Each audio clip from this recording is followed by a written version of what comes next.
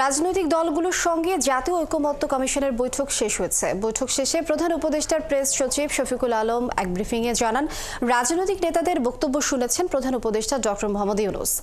বিকেল ৩টায় রাজধানীর foreign service একাডেমিতে এই বৈঠক চলে প্রায় ১ ঘণ্টা। প্রথম দিনের বৈঠকে বিএনপি, জামায়াত সহ ৮ দলের প্রায় ১০০ খানেক রাজনৈতিক নেতা অংশ নেন। সংস্কার শেষে বাংলাদেশকে গড়তে কি কি করণীয় সে বিষয়ে আলোচনা বলে জানান প্রেস সচিব। আলোচনা হয়েছে জুলাই অভ্যুত্থান নিয়ে জাতিসংঘের রিপোর্ট নিয়েও। প্রেস সচিব জানান, এই সংলাপের মধ্য দিয়ে বাংলাদেশের মহৎ যাত্রা শুরু হলো। একটা ঐক্যমত্য আনা, সবাইকে মিলি, কারোর উপর চাপিয়ে দেওয়ার জন্য না। গুরুত্বটা আমরা সবাই বুঝি, এটা নিয়ে কাউকে কিছু বোঝাতে হবে, কিন্তু আমাদেরকে গ্রহণ করতে হবে, কাজে লাগাতে হবে। এবং আজকের দিনটা একটা যে দ্বিতীয় পর্বে শুরু করছি, একটা প্রচন্ড সুযোগ। সুযোগ এই জন্যই যে আমরা এমন পর্যায়ে আছি, এখন